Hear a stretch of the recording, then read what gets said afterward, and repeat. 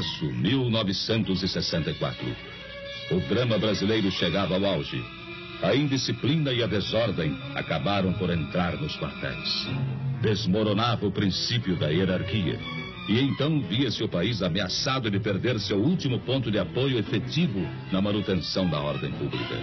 Dali em diante, nada mais que o caos absoluto, a desordem total, a violência sem freios nem medidas. E a todos se evidenciou que o Brasil caminhava para o pior. Caminhava para a guerra civil de consequências imprevisíveis. Foi há apenas 11 anos atrás. O peso do medo e da angústia já era insuportável. Falava-se em matar, em fuzilar, em destruir. A união de pelegos e comunistas afiava suas armas. E tudo indicava que nos próximos dias, ou nas próximas horas, brasileiros se lançariam contra brasileiros. No norte, no nordeste, no sul, nas cidades, no campo, em toda parte.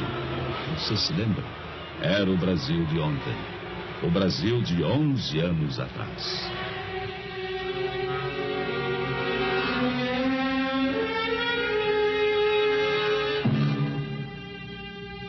Foi no último instante, quase no momento derradeiro. E quando o país estava à beira da guerra civil, quase em pleno caos, alguma coisa aconteceu. Era impossível continuar suportando tantos desmandos, tanta incompetência, tamanha anarquia. E o clamor de vozes conscientes encontrou eco em soluções inadiáveis. E as Forças Armadas, elas próprias, mais do que ameaçadas, foram chamadas, praticamente intimadas, a cumprir a missão que o momento lhes impunha.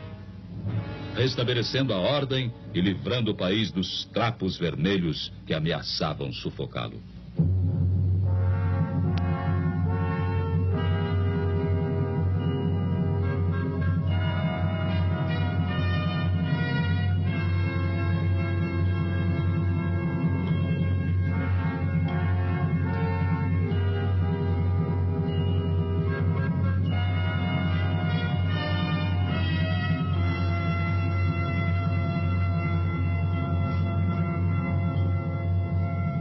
Abril de 1964.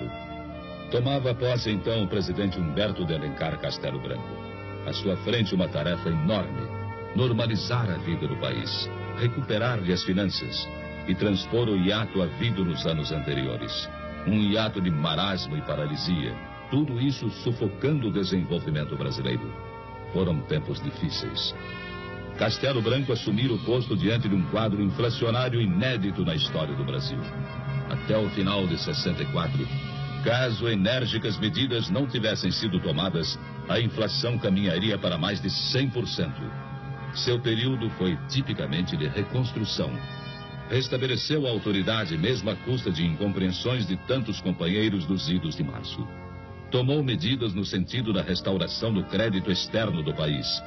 Lançou as bases do sistema de planejamentos globais em âmbito nacional e iniciou a retomada do progresso em seu governo. Criou-se o BNH, o Banco Nacional da Habitação. Era a ótica do desenvolvimento também no campo social sendo instaurada então. Defeituosa ainda, mas semente de um grande ideal popular. Nos últimos 10 anos, o BNH financiou cerca de 1 milhão de residências. Antes de sua criação, diversos governos haviam levado quase 30 anos para financiar pouco mais de 100 mil unidades residenciais.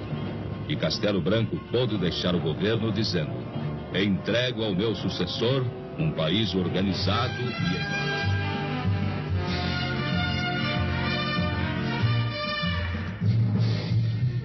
O governo Costa e Silva impulsionou ainda mais o desenvolvimento. Foi assim iniciador da escalada de progresso dos anos mais recentes. Naquele período, o país avançou no sentido de consolidar sua posição internacional. Abriu e conquistou novos mercados. E no aspecto interno, os índices do desempenho econômico começaram a demonstrar a recuperação atingida. Simultaneamente, o processo inflacionário mais e mais se esvaziava. Diante desse panorama, tentou-se uma liberalização gradual do regime. Mas ainda não era tempo para isso.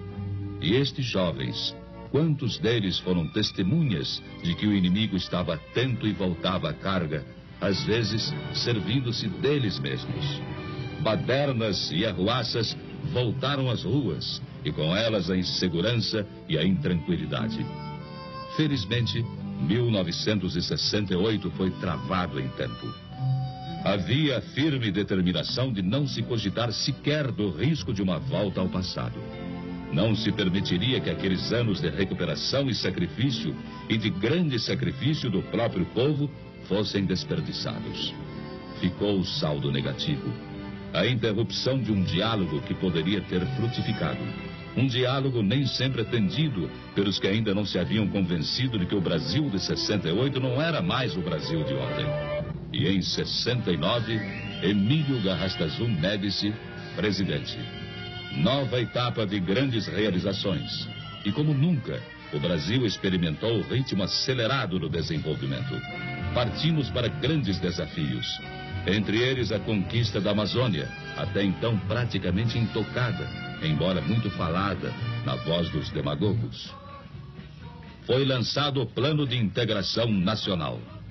E a Transamazônica tornou-se um marco da histórica decisão de conquistar a Amazônia definitivamente para o território brasileiro. De afirmar ali a nossa soberania e aproveitar as suas potencialidades econômicas e transformá-las também em potencialidades sociais. Transamazônica, as 200 milhas de mar territorial, o Proterra, o PIS e o PASEP na área social, criando instrumentos financeiros de complementação do patrimônio de trabalhadores e funcionários. No governo Médici, lançou-se o primeiro Plano Nacional de Desenvolvimento. Suas metas foram quase todas superadas. E aquele primeiro plano encontra agora sequência no segundo Plano Nacional de Desenvolvimento. Isto demonstra a continuidade de objetivos de desenvolvimento entre os governos da Revolução. Continuidade, sim, mas continuismo, nunca. Continuidade de propósitos, mas jamais continuismo de pessoas ou lideranças carismáticas. Cada presidente da Revolução, em períodos certos, passando a outras mãos o bastão de comando. E veio a posse de Ernesto Geisel, o quarto presidente brasileiro desde os idos de 64. Ao lançar o segundo Plano Nacional de Desenvolvimento, seu governo deixou clara a preocupação social dos objetivos visados. Entre eles, a mais justa redistribuição da renda entre os brasileiros. O fortalecimento da agricultura e da pecuária, bases indispensáveis à manutenção do dinamismo econômico. E na criação da tecnologia nacional, um desafio a ser vencido. E o alargamento do mercado interno se alinha entre as outras prioridades básicas. Prioridades como energia, desenvolvimento nuclear, pois falta ainda muito, mas muito mesmo a fazer no Brasil. E é preciso que o que falta seja realizado no menor prazo possível. Há apenas 11 anos, nossa potência instalada era de 6.800.000 quilowatts. 74, 17 milhões. E até 1980, no final desta década, chegaremos aos 28 milhões de quilowatts. Sem energia não há desenvolvimento. Por isso o Brasil acelera a construção de grandes centrais hidrelétricas. E aí está, na imagem que se segue, Urubucungá, o maior empreendimento do gênero no país e um dos 6 maiores em todo o mundo.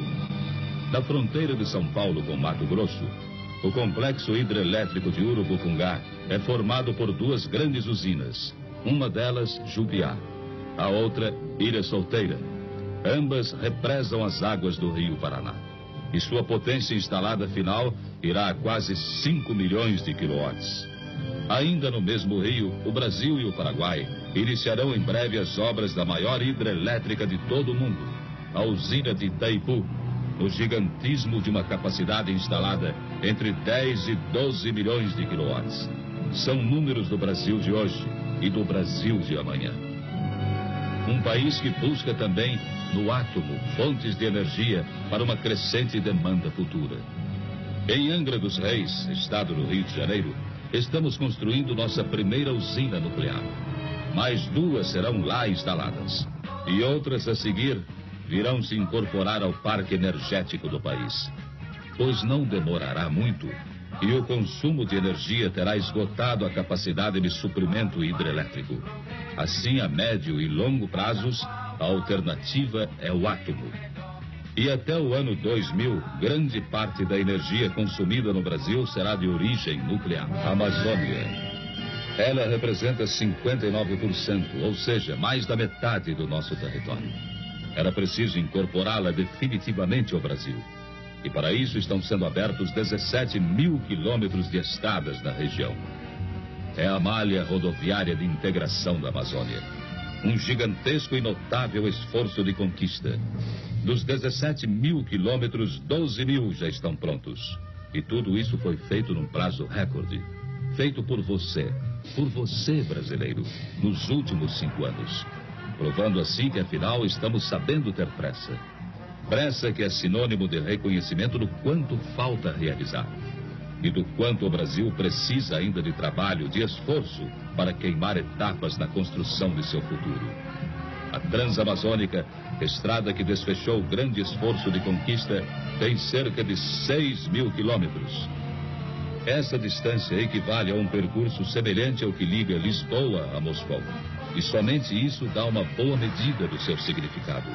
Transamazônica, Perimetral Norte, Cuiabá-Santarém, Manaus-Porto Velho, Manaus-Boa Vista, estradas que são vanguarda de colonização e que abrem caminho à descoberta de fabulosas riquezas minerais, assim como a implantação de grandes projetos pecuários e madeireiros. É a Amazônia, por fim, se incorporando efetivamente ao Brasil. É a Amazônia do urânio, dos não ferrosos. É a Amazônia do Brasil de hoje. 17 mil quilômetros de estradas pavimentadas em 64. Hoje, 5 vezes mais, 80 mil quilômetros. E até 79, estaremos ultrapassando 100 mil quilômetros. Você se lembra? Hoje é possível percorrer quase todo o Brasil sobre asfalto. E ontem?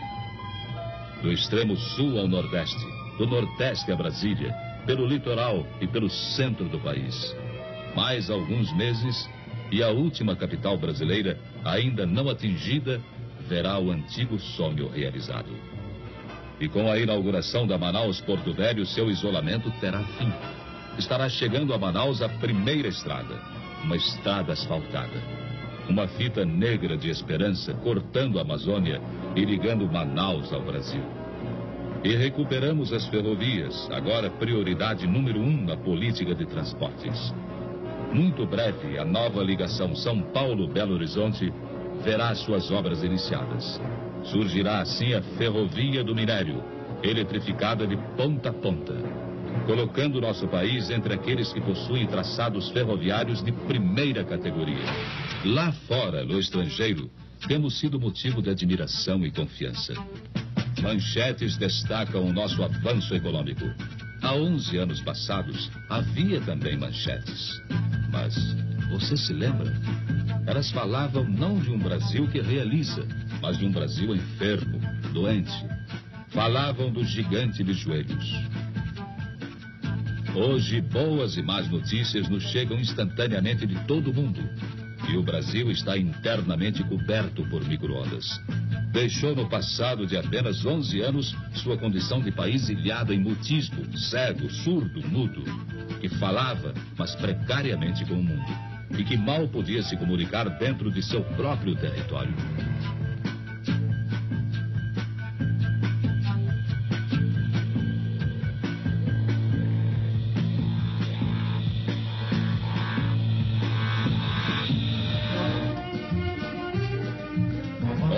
Milhões e 500 mil estudantes no primeiro e segundo graus de ensino e na universidade. São números de 64. 21 milhões agora. E em 79, a previsão é de 27 milhões e 500 mil.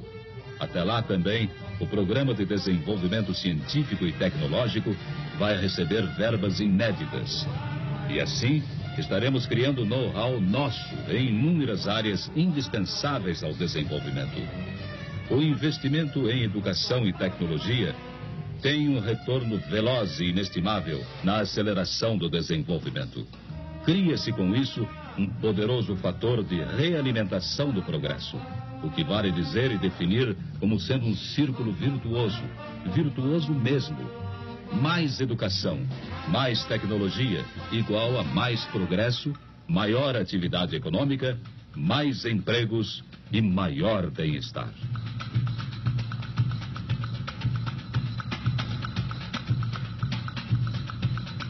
Com tudo o que mostramos a vocês até agora, não dissemos nunca que o Brasil é um paraíso. Temos muito o que corrigir e assumimos essa verdade, com a consciência de quem sabe como são graves os problemas. O que se fez nestes 11 anos responde pelo que se pode fazer daqui por diante. Por brasileiros como estes, que vivem nesse tipo de habitação que a todos nós deve envergonhar, cujo direito a uma vida melhor preocupa de fato a todos nós, porque somos todos responsáveis. Por isso, quase metade dos investimentos do segundo Plano Nacional de Desenvolvimento visa a elevação do homem brasileiro.